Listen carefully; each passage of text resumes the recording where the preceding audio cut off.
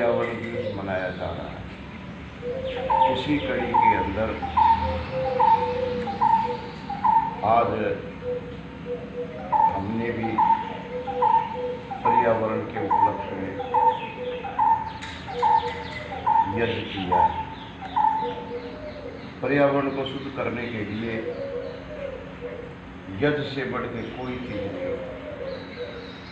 ऋषि दयानंद ने जब आर्य समाज की स्थापना की और स्थापना के साथ ही इस संस्था को बढ़िया ढंग से चलाने के लिए नियम बनाए, और उन नियमों में एक नियम इतना बढ़िया है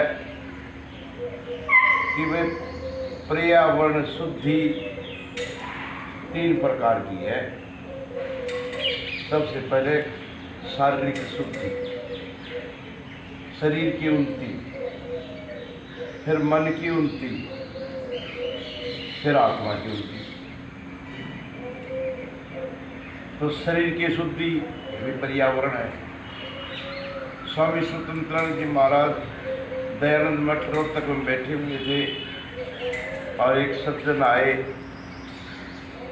जमींदार किसान, और वो कहने लगे कि महाराज आत्मा का क्या स्वरूप है,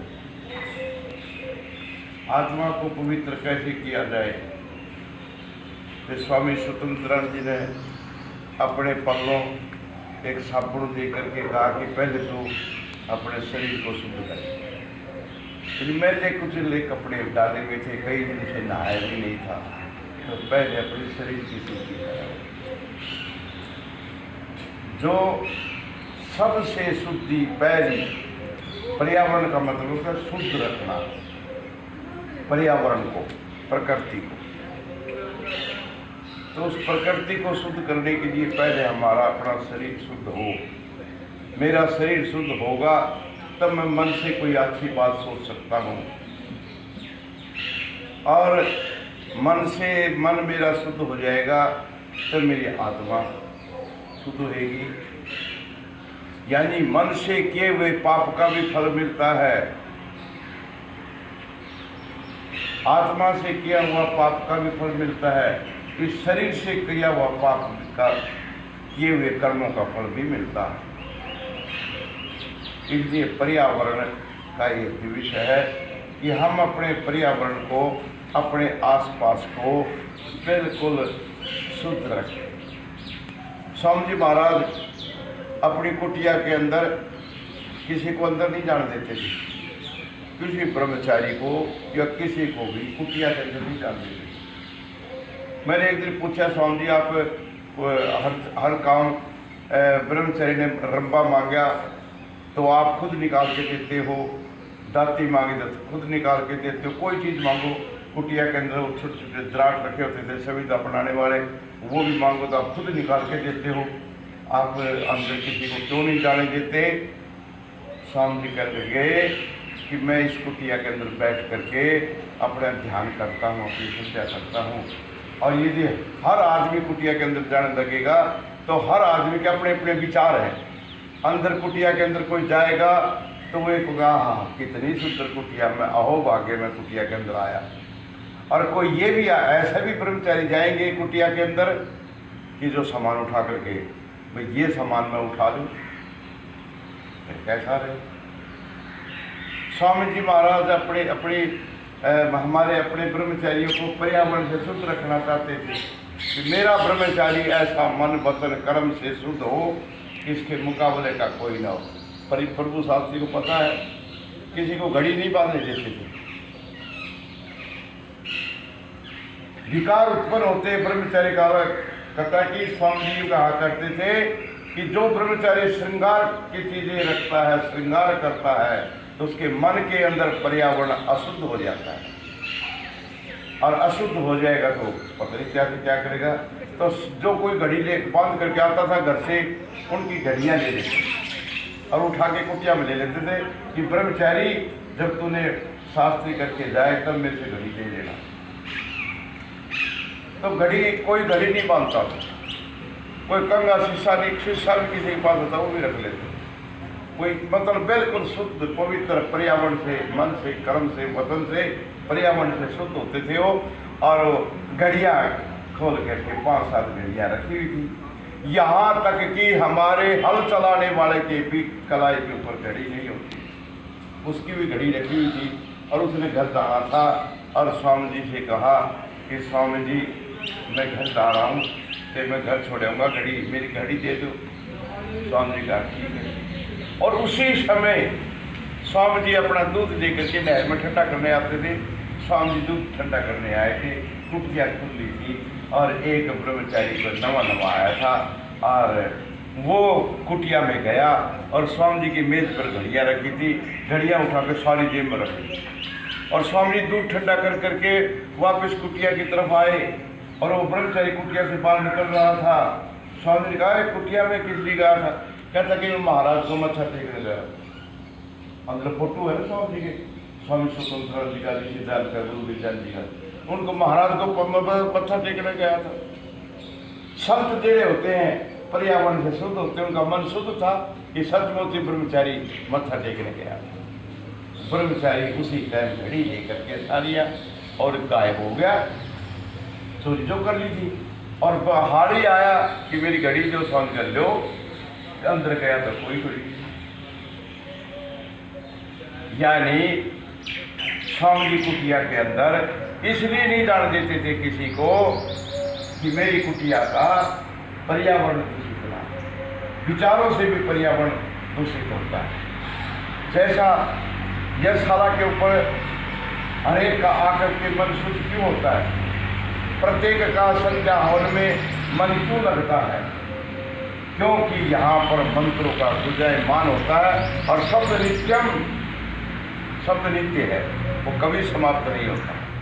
आज विज्ञान ने सिद्ध कर दिया है, महाभारत के अंदर, महाभारत में जब युद्ध हुआ, युद्ध के अंदर जो शब्द बोले गए वो भूल रहे हैं। शब्द नित्यम हमारे दर्शन ने तो हजारों साल पहले कह दिया था कि शब्द नित्य है, शब्द कभी खत्म नहीं होता। इसलिए स्वामी जी महाराज ये कहा करते थे कुटिया के अंदर कोई जाएगा, उसके मन के अंदर जो विचार उठेंगे उन विचारों से मेरी कुटिया का पर्यावरण दूषित हो जाए। तो और ये पर्यावरण, धन्यवाद कोरोना का, इस कोरोना के कारण मेरे भारतवर्ष का पर्यावरण शुद्ध हो गया। क्यों? किसी किस्म का मेल नहीं रहा, आपस में मेल, हमारे मनों के विचार भी उठ बैठ करके हमारे भी शुद्ध हुए हुए। इसलिए भाई पहली ऋषिदान ने लिखा है, पहला पर्यावरण शुद्ध करना है तो अपना करो, शरीर का शुद्ध कपड़े हों, नहाए धोए हों, फर्स्ट क्लास, और फिर मन को शुद्ध करो। और मन का शुद्ध करने का तरीका क्या ऋषि ने बताया? सबसे पहला तरीका है मन को शुद्ध करने का जाप, और फिर उसके बाद आत्मा शुद्ध होगी। तो ये आज सारे विश्व के अंदर पर्यावरण दिवस मनाया जा रहा है। पर्यावरण दिवस है कि प्रत्येक नर नारी का कर्तव्य है कि अपने देश को पर्यावरण से शुद्ध रखें। सबकी उन्नति में अपनी उन्नति है। मैं शुद्ध होऊंगा तो ये शुद्ध होगा, और ये शुद्ध होगा तो बाकी शुद्ध होंगे, तो एक दूसरे की कड़ी बन जाएगा, और कड़ी बनने से ही पर्यावरण शुद्ध होता है। देखो, जब आप महाभारत पढ़ते हो या रामायण पढ़ते हो, कोई भी अपना धर्म ग्रंथ ले लो, किसी भी धर्म ग्रंथ के अंदर कोई भी कार्य आरंभ करते हैं, उस आरंभ करने से पहले यज्ञ करते हैं। इसका मतलब सिद्ध हुआ कि यज्ञ एक वातावरण को शुद्ध नहीं करता, मन को भी शुद्ध करता है, आत्मा को भी शुद्ध करता है, लोगों के मनों के अंदर जो विकार हैं उन विकारों को हटा देता है। देखो जी, सूक्ष्मता की तरफ जाए, सूक्ष्मता की, न तेरे बस की बात न मेरे बस की बात। जो बीज जैसा बोया जाता है ना, उसके संस्कार वैसे रहते हैं। ये सामने आम है, क्योंकि 1 नंबर के आगे, इस आम का बीज जब बोया गया महात्मा दा पूरा ने बूढ़े स्वामी जी ने इसकी गुठली को सौंफ के अंदर भिगोया और सौंफ के अंदर भिगो करके फिर इसको लगाया गया, फिर सौंफ का पानी डाले गए। ये आम बूढ़ा हो जाएगा, समाप्त हो जाएगा, परंतु इसका फल जब खाओगे इसमें सौंफ की सुगंध आएगी। क्यों? संस्कार है फिर आगे। स्वामी जी की कोई जहाँ स्वामी जी आम धोते थे 15-16 नंबर के आगे जो आम है वो आम शहद में भिगो करके और त्रिफले का पानी डाल करके स्वामी जी ने पाया हुआ है।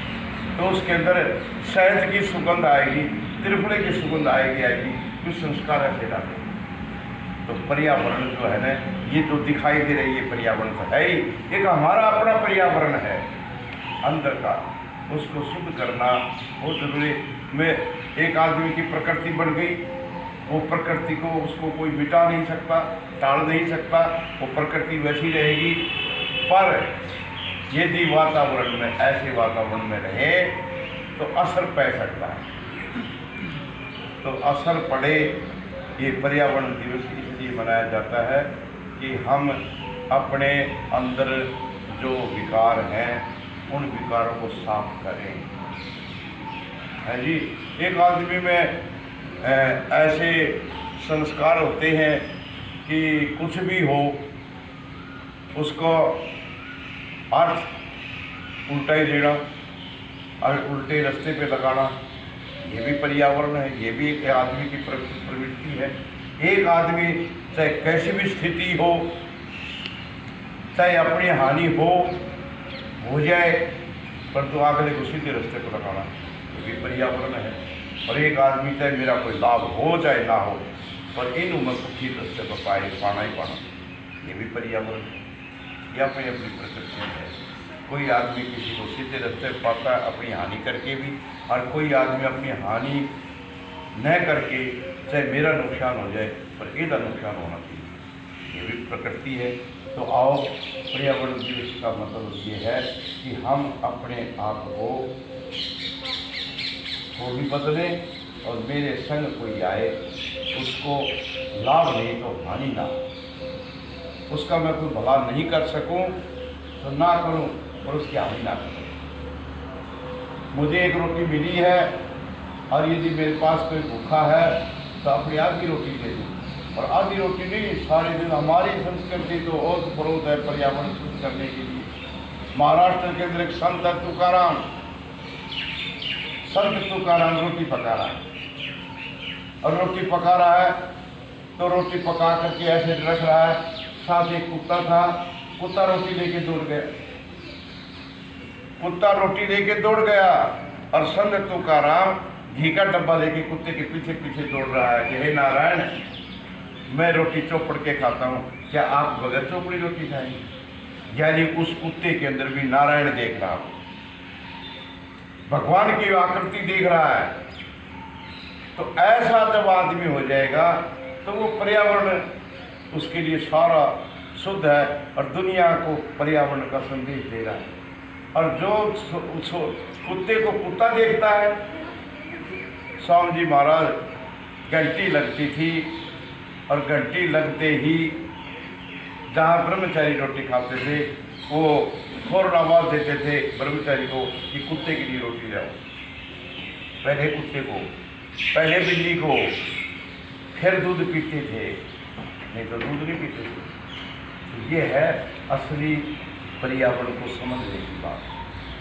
तो हम पर्यावरण को समझें, अपने नहा धो करके, मोमबत्ती लगा करके, पाउडर मल करके, कपड़ों को प्रेस कर लेना, इसका पर्यावरण नाम नहीं है। अजमेर गात्राणी शुद्धंती कि शरीर शुद्ध हो जाता है पानी से, मन शुद्ध होता है सत्य ज्ञान से। तो हम अपना शरीर को भी शुद्ध करें और वही मन को भी और आध्यात्मिक को भी तभी होगी जब अपने अंदर के पर्यावरण को शुद्ध करें। एक आदमी सर माफ़ करना जी, मैं भी कहे बगैर मैं भी नहीं रहता। एक आदमी जो है ना पर्यावरण दान पुण्य वो खुद करता है। मैं दान भी करूं और पुण्य भी करूं और एक खिलते हुए पुष्प को तोड़ दूं, कादा दान मेरा, कादा पुण्य।